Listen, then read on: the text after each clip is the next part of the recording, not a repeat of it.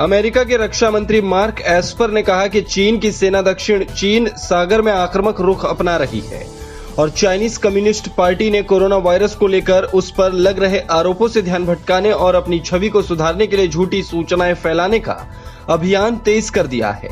Esper ने pentagon में संवाददाता सम्मेलन में कहा कि दक्षिण चीन सागर में PLA का आक्रामक व्यवहार लगातार देख रहे हैं।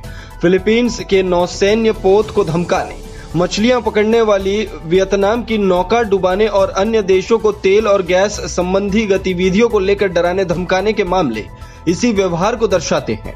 एस्पर ने कहा कि कई देश वैश्विक महामारी के कारण अपने आंतरिक मामलों से जूझ रहे हैं और इसी बीच अमेरिका के रणनीतिक प्रतिद्वंदी अपने लाभ की खातिर दूसरों की कीमत पर इस संकट का फायदा उठाने की कोशिश कर रहे हैं। उन्होंने एक प्रश्न के उत्तर में कहा कि चीन कोरोना वायरस को लेकर शुरुआत से ही पारदर्शी नहीं रहा है।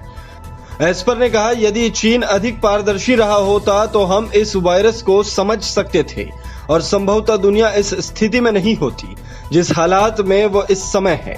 इसके साथ ही मार्क एस्पर ने चीन से वहां कोरोना वायरस से संबंधित जांच की खुलकर मांग रखी।